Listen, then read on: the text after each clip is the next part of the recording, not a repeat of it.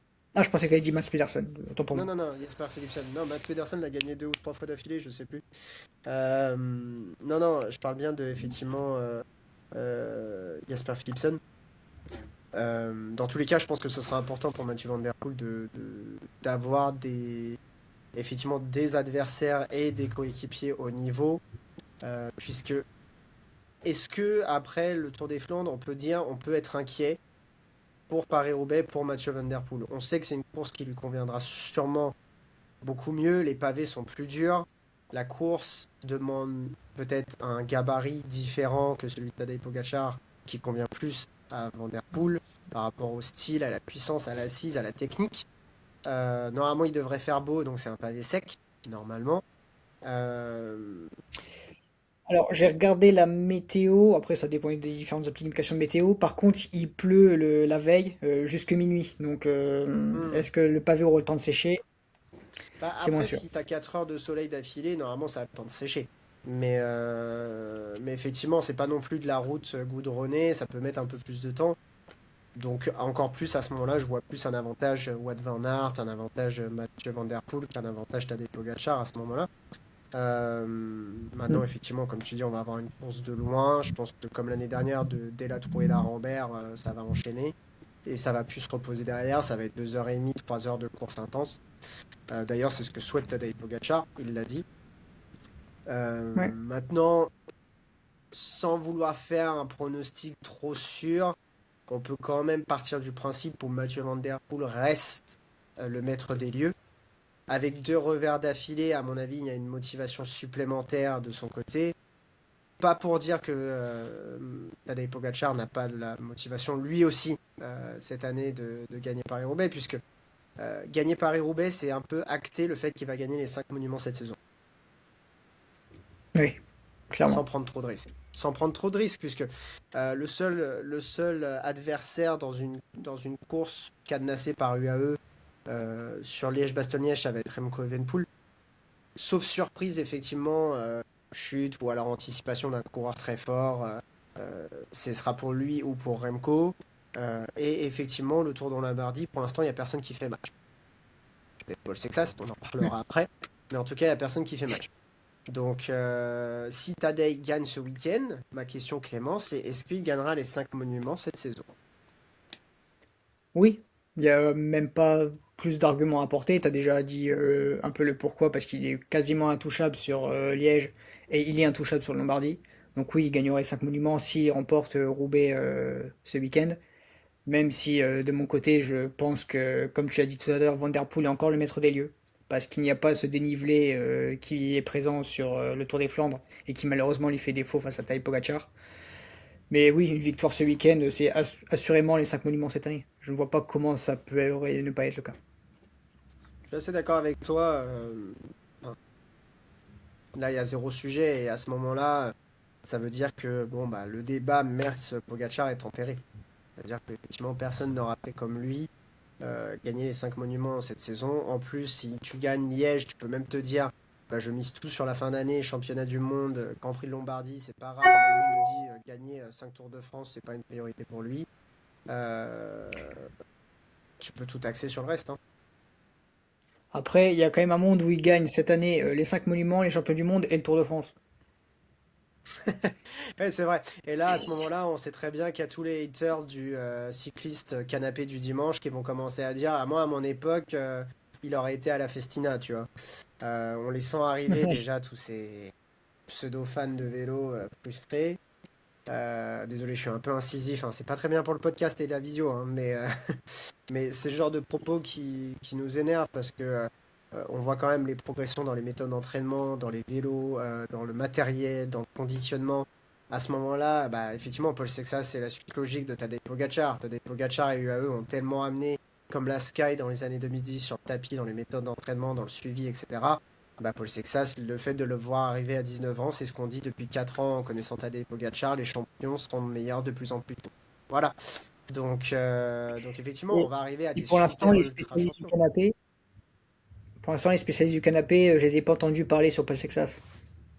C'est clair, c'est clair. On va y venir parce que on veut pas faire les fanboys de Tadej Pogacar, on est plutôt les fanboys du cyclisme.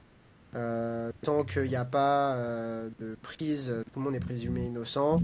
Et à ce moment-là, on n'a rien dit sur Léo Messi avec les hormones de croissance quand il était adolescent. Non, mais voilà, faut le dire les choses, tu vois. Enfin bref, c'est dans tous les cas effectivement une course à enjeu majeur chez les hommes. Et pourquoi pas une surprise, je pense que toi et moi on serait très heureux avec une victoire de Wout van Aert. Ah oui, je serais... ouais, franchement, je serais plus que satisfait d'une victoire de Van Aert parce que c'est un coureur qui mérite tellement plus qu'un monument dans sa carrière. Mm, Et mm. malheureusement, je pense que c'est tout ce dont il se contentera. Et pour le coureur que c'est, ce serait magnifique pour lui. Ouais, c'est clair. Comme tu dis, c'est un coureur qui mérite plus qu'un monument. Et pourtant, on va devoir effectivement peut-être se faire une raison que il en aura qu'un seul. Ce sera peut-être le plus beau d'ailleurs. Mais effectivement, il devrait déjà en avoir deux ou trois dans la sacoche. Je suis d'accord avec toi. Euh, pour... Mais du coup, Vas-y. si victoire il devait y avoir de Van Aert ce week-end, euh, tout à l'heure tu parlais que les autres coureurs, hormis Pogacar et Van Der Poel, devaient peut-être anticiper pour tenter quelque chose. Le problème, c'est que avec un Pogacar qui décide de partir de très loin et d'envoyer sur chaque secteur pavé, je pense qu'en fait, anticiper avec ce mec-là, c'est impossible. Donc, le seul moyen pour moi, c'est de tenir la roue des deux et de finir au sprint au vélodrome. Ouais, ou alors d'avoir vraiment une équipe qui a anticipé et t'as deux mecs devant qui te permettent de contrôler derrière et de faire Ouais, le mais il job. faut deux mecs très solides. Ouais, par exemple, chez la Visma, faut que Laporte et t'ailles à Brennan. tout. Comment?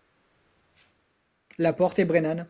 Ouais, voilà, c'est ça. Faut que t'ailles les deux mecs devant, que tu les reprends à 50 km de l'arrivée et les mecs ont mis quelques coups de pédale dans l'échappée et puis voilà quoi.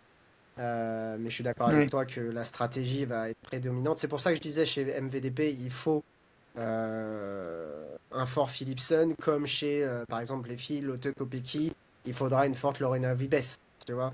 Parce que faut faire peur sur Ouais. un deuxième rasoir, faut faire peur à Demi Vollering, faut faire peur à Pauline Ferrand-Prévot, si t'es Lotte Kopecky pour avoir la possibilité de te dire, bah moi je roule pas, parce que de toute façon au sprint, il y a personne qui fait le poids face à Lorena Vibes. Donc je suis d'accord avec toi. On a parlé rapidement d'un sujet, c'est Paul Sexas, petit coureur de 19 ans arrivé récemment dans le peloton professionnel depuis quelques 12 mois. En quelques 12 mois, il a réussi à être sur le podium des championnats du monde, gagner dès sa première année en pro à 18 ans, et puis cette année, arriver à battre, même si c'est sur un aspect tactique, Juan Ayuso lors d'une course par étape sur une arrivée au sommet, faire un très bon chrono juste derrière, faire troisième sur une étape de montagne et deuxième au classement général, il me semble, et arriver un peu plus tard sur l'Estrade Bianche, faire deuxième à une minute quelque chose derrière Tadej Pogacar. Débat ou pas débat de est-ce que Isaac Del Toro l'a laissé, on s'en fout. Là, on arrive sur le Tour du Pays Basque. Chose promise d'un combat entre Isaac Del Toro et Juan Ayuso. Et puis, première banderie française dès le premier jour. Kevin Vauquelin, deuxième. Parce qu'on parle pas assez de Kevin et moi, j'aimerais bien qu'il gagne une classique ardennaise cette année. Ou qu'il gagne plusieurs victoires sur le Tour de France, ou au moins une équipe jaune. Euh, on a devant lui notre cher petit polo Sexas National, que tous les fans de cyclisme du dimanche commencent à adouber comme le prochain Jacques Anquetil ou Bernard Hinault, pour être plus récent. Euh, et il met quasiment plus de 30 secondes à tous les gros adversaires. Et puis le lendemain, je te pars à 6 km à 26 bornes de l'allée. Du sommet à 26 bornes de l'arrivée, je te fais une descente hors pair et sur la montée finale, je recreuse l'écart, je mets une 20 à tout le monde. Et bah maintenant, j'ai quasiment 4 minutes d'avance sur mon favori le plus éloigné, mon concurrent favori le plus éloigné. Et aujourd'hui, on n'a pas encore regardé le détail, mais il semblerait que il y a peu de risques pour que Paul Sexas ne soit pas vainqueur à la fin de la semaine. Sans le jeter le mauvais sort, je touche du bois. Clément, qu'est-ce que tu penses de cette course et de Paul Sexas? Eh ben, le truc, c'est qu'à la base, on n'avait même pas prévu de parler cette semaine de Paul Sexas, Clairement tout pas. simplement parce que c'était une semaine censée être dédiée au Tour des Flandres et à Paris-Roubaix, mais finalement, ce qui vient de se passer est tellement exceptionnel qu'on est obligé d'en parler. Alors oui, ça commence déjà par ce chrono, où il met 20 secondes, ouais, une vingtaine de secondes à Vauclin, et après derrière, c'est tout le monde est à plus ou moins une trentaine de secondes. Euh, L'étape du lendemain, où il repart, comme tu l'as dit, à 26 bornes de l'arrivée, 6 km du sommet, euh, il décroche facilement son adversaire, hein. Il n'y a pas eu de personne à trop tester, donc je pense que le travail de ses équipiers pour bien mettre tout le monde dans le rouge était déjà assez puissant depuis le début. Euh, Il y a eu du bon et du moins bon du côté tactique de la Bora, mais ça, je sais pas trop si on va vraiment développer là-dessus. Mais oui, c'est exceptionnel le fait que là, à seulement 2 jours, en seulement 2 jours, sur le Tour du Pays Basque, on est quasiment sûr, à part vraiment un cataclysme, on est tous persuadés que Paul Sexas va remporter sur Je du Pays te, Basque à je seulement te, 19 ans. je te coupe, news de dernière minute. Isaac Del Toro est tombé à 80 km de l'arrivée. Il est reparti, mais il a abandonné quelques minutes plus tard. Donc on espère rien de grave pour le Mexicain en vue de la préparation des Ardennaises et surtout du Tour de France. Mais il semblerait que son début de saison, pour l'instant, c'est stop. Et Juan Ayuso, qui est complètement hors de forme, est complètement distancé lui aussi. Et maintenant, la Lidl Trek mise tout sur Mathias Kjelmose pendant que Julien Alaphilippe mène le peloton pour Michael Storer. Donc voilà un petit peu les dernières news que je peux te donner sur le Tour du Pays Basque, avec environ 1:30 d'avance pour l'échappée sur le groupe des favoris.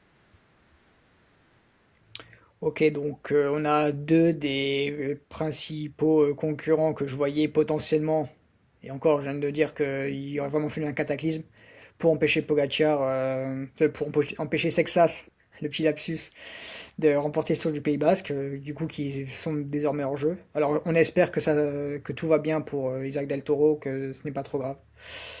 Mais ouais, du coup je vais te laisser me dire ce que toi tu en penses de ce qui se passe en ce moment avec Paul Sexas. Ouais, alors effectivement, bon déjà je pense qu'il profite effectivement de la méforme de Juan Ayuso, qui est complètement hors course. On pourra en reparler sur un autre podcast, mais j'ai du mal à comprendre Juan Ayuso. Alors là, il y a une grosse blessure, une grosse chute par Nice, zéro sujet. Mais je trouve que c'est compliqué d'appréhender ce coureur qui peut être exceptionnel, qui peut être complètement hors du coup. Tu vois, ça me fait penser, si tu veux, j'essaie de trouver un comparatif, mais ça me fait penser un peu à euh, Frank Schleck, tu vois, dans les années 2010. C'était le mec qui pouvait Ouais. facilement te faire un podium du Tour de France, mais qui pouvait te connaître une ou deux journées très compliquées, et en plus même pas dans les proportions de Rohan Ayuso. J'ai l'impression qu'il lui arrive toujours des malheurs, ou alors qu'il est complètement des fois hors de course, hors forme. Donc ça, j'ai du mal. Voilà, ça c'est la petite aparté sur Juan Ayuso, et pourtant j'aimerais bien qu'il réussisse, parce que ce serait génial pour le cyclisme espagnol.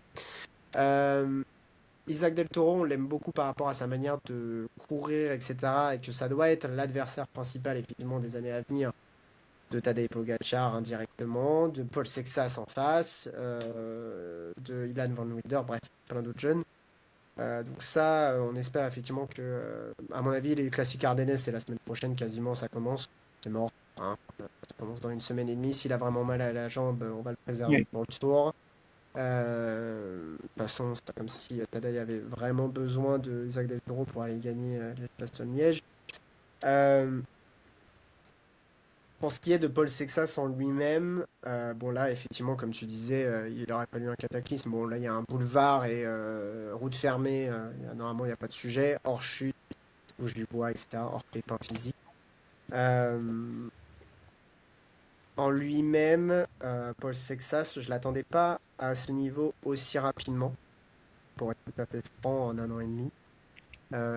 J'aurais pensé que voilà, on aurait continué à progresser cette année, une ou deux victoires, peut-être une victoire sur le tour, tu vois, sur une étape, mais pas au Ouais. point de jouer déjà une course World Tour, encore une fois, qui bénéficie d'événements extra-courses qui vont dans sa faveur en plus aujourd'hui. Mais je m'attendais pas à ce qu'il soit aussi costaud. chrono, je m'attendais pas effectivement qu'il ait déjà encore plus ce niveau-là. Effectivement, on savait que c'était un garçon malin, qui a un bon punch, qui aime bien aussi quand la course dure longtemps. Et ça me fait penser à notre Slovène préféré. Le fait d'avoir un rythme très élevé. On sait que cet hiver, par exemple, je crois qu'il a monté 10 fois le petit Saint-Bernard sur 200 et quelques kilomètres, c'est quelque chose comme ça. Enfin, c'est monstrueux, juste pour se faire plaisir, un entraînement de l'hiver. Euh, donc à son âge, c'est impressionnant. C'est impressionnant. Enfin, à ce rythme-là, tu le mets dans les favoris du Tour de France l'année prochaine. Oui, et bah, du coup en parlant de Tour de France, parce que alors on avait tous les deux parlé il y a quelques semaines ou en début de saison de est-ce que Paul Sexas devait plutôt faire le Tour de France ou la Vuelta. On était tous les deux plus partisans de la Vuelta, même s'il y avait des arguments pour le Tour de France. Est-ce que ce qui se passe en ce moment te fait changer d'avis? Bah, j'aimerais bien avoir ton avis après, mais non, moi ça me fait pas changer d'avis. Pourquoi? Pour d'autres raisons. Avant, je pensais que c'était un peu tôt parce que préparation, pression, etc. Pression française, niveau, même niveau de jeu, hein, niveau de jeu du tour. Au final, aujourd'hui, c'est pour d'autres raisons. C'est-à-dire que tu sais que tu as le niveau. Comme on le disait en off, là, aujourd'hui, t'es Décathlon, bon, bah, t'injectes 10 millions supplémentaires, tu construis une équipe de malades à côté de lui, tu recrutes ce qu'il faut recruter, et l'année prochaine, tu défonces. Avec Decathlon, tu as quand même l'équipe aujourd'hui pour jouer un grand tour, le Tour d'Espagne. D'accord? C'est le tour en termes de niveau qui est censé être le plus facile, avec des grosses guillemets, hein, parce que je trouve que le parcours est des fois vachement plus exigeant et répétitif dans les efforts que sur le Tour d'Italie ou le Tour de France, parce que la topographie de l'Espagne fait qu'il y a des parcours assez exigeants tous les jours. Tu arrives sur le Tour d'Espagne, tu gagnes une ou deux victoires, tu gagnes un chrono, éventuellement. Tu gagnes le Tour d'Espagne, ça te fait une belle vitrine. Les organisateurs espagnols sont très contents de te mettre dans de bonnes dispositions. Tu seras protégé de la pression médiatique française. Et tu arrives avec le boost de fin d'année. Tu finis ta saison tranquillement sur ça. Et cet hiver, tu es boosté pour l'année prochaine. Et tu arrives sur le Tour en tant que coucou, c'est moi le futur. Moi, je viens déloger le Tadej. Je viens déloger le Tadej ou au moins je viens le titiller. Et tu arrives sur le Tour, tu as déjà Ouais. vécu un grand tour avec la pression que c'est de porter un maillot de leader, avoir une équipe à gérer, des courses stratégiquement quand même en Espagne sont des fois, bah, comme je le disais, plus intenses tous les jours que ça peut être en Italie ou en France. Euh, et tu arrives avec l'expérience et en plus, bah, peut-être une équipe qui aura été encore mieux construite l'année prochaine. Hmm. Ok. Donc je sais pas toi ce que tu en Moi de mon penses, mais je pense côté, qu'arriver sur le tour pour faire un top 5, une victoire éventuellement, je trouverais ça dommage. Et en plus d'avoir subi toute la pression, alors lui il va peut-être kiffer le truc, mais je pense que tu as plus à gagner en allant faire la première méthode qu'aller direction. ouais. Ben moi de mon côté, ce pourquoi au début j'avais préféré la Vuelta au Tour de France, c'était pour me un peu, oui, pour ce que tu viens tout juste de dire. Euh, Si c'est pour faire un top 5 et éventuellement une victoire, est-ce que ça vaut pas mieux le coup de l'emmener sur la Vuelta où il aura plus de chances de peut-être remporter ce grand tour ou de bien performer tous les jours? Sauf que là, on voit que finalement, c'est bon. Pour ça, il est prêt. Donc, l'idée du il va sur le Tour de France et il se prend une énorme clim, j'y crois pas trop. Après, le gagner, j'y crois pas non plus parce qu'on a l'extraterrestre ultime, peut-être le plus grand coureur de tous les temps, qui est, qui sera au départ de cette course. Donc oui, c'est sûr que si on veut s'assurer une victoire sur un grand tour, parce que là, à part si Vingegaard décide aussi d'aller sur la Vuelta, Pogacar, je pense, ne le fera pas avec la saison de malade qui va se taper. Euh, je pense qu'un Paul Sexas sur la Vuelta, avec ce qu'on voit en ce moment, je, je le parie maintenant, c'est victoire assurée. Mais au moins, là où mon avis a changé, c'est que maintenant, on a la confirmation, Paul Sexas est prêt pour le Tour de France. Ouais, Donc il il est peut y prêt aller, pour le ça me tour. dérange pas tant. Ouais, c'est ça. Il est prêt pour le tour, je suis d'accord avec toi. Il peut y aller, être leader, assumer une équipe. Il y a zéro sujet avec ça. Mais il y a deux paramètres, je suis entièrement d'accord. Tu arrives, tu gagnes le Tour d'Espagne, tu es un champion, tu es déjà un grand champion, tu es le premier français à gagner un grand tour depuis Moi, ça doit être depuis Gilabert. Donc, tu vois, ça remonte Ouais, déjà il y a 20 certainement. ans. Ça remonte déjà il y a plus de 20 ans. Ouais. Tu te fais un nom, tu te fais respecter, tu te fais construire ton équipe encore plus, tu te fais plaisir, même si ça reste une course de 3 semaines. Et en plus, vraiment, imagine dans le pire des cas, je touche du bois, hein, tu vas sur le tour, tu loupes complètement ta préparation et t'es aux abois. Bah, après, tu fais comme Lenny Martinez ou Thibaut Pinot à leur début. Après, je pense que ça te reste dans un coin de la tête. D'accord? Et t'es plus forcément le même dans ta préparation et dans ton stress aux abords d'une course en France qui est le Tour de France. Donc je pense quand même que tu vis pas la chose de la même manière si tu arrives et que tout se passe bien ou que tu arrives et si tout se passe mal. Donc tu as plus à gagner en Ouais. termes de confiance à aller ailleurs que d'aller euh, que d'aller sur le Tour et prendre le potentiel de te manquer. Parce que si tu te manques sur le Tour d'Espagne, tu auras toujours l'occasion de gagner 2 ou 3 étapes et personne t'en tiendra rigueur. Ok. Voilà, voilà. Donc dans tous les cas, on souhaite le meilleur à Paul Sexas. On verra d'ici la fin de semaine et d'ici la fin de journée comment ça se passe. On va essayer d'être assez actif ce week-end, vous poster quelques petites choses, des stories, des pronostics, etc. Et puis après, on va arriver dans la période des Ardennaises qui va être aussi hyper intense. Et après, on pourra se reposer un petit peu pendant une quinzaine de jours. Et on enchaînera sur le Tour d'Italie. J'ai des idées à proposer à Clément d'ailleurs pour ça, donc on vous présentera quelques petites surprises. Et bien sûr, n'hésitez pas à continuer de liker, de commenter. Et puis pour ceux qui attendaient la réponse de la question du début du podcast, qui était combien de maillots verts Peter Sagan a-t-il remporté lors de ses participations au Tour de France?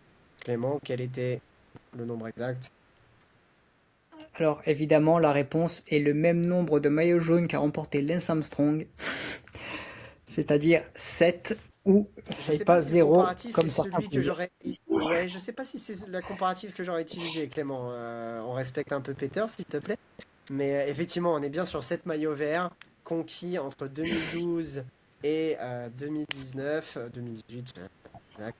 Et on a un super Peter qui a dominé ce classement de la tête et des épaules avec très peu de partage. Et le seul partage, il me semble qu'il y a eu, était à Michael Matthews euh, lorsqu'il a été déclassé du Tour de France 2017 suite à une chute avec Mark Cavendish. Euh, Déclassé donc voilà. justement, Donc, je précise. ouais, exactement. Donc, on vous souhaite une très bonne fin de journée à tous. Kiffez bien votre sortie de vélo. Nous, on a du beau temps. On espère que vous aussi et que vous sortirez avec le sourire. Profitez-en et puis on vous dit à très bientôt pour le prochain épisode. Salut à tous.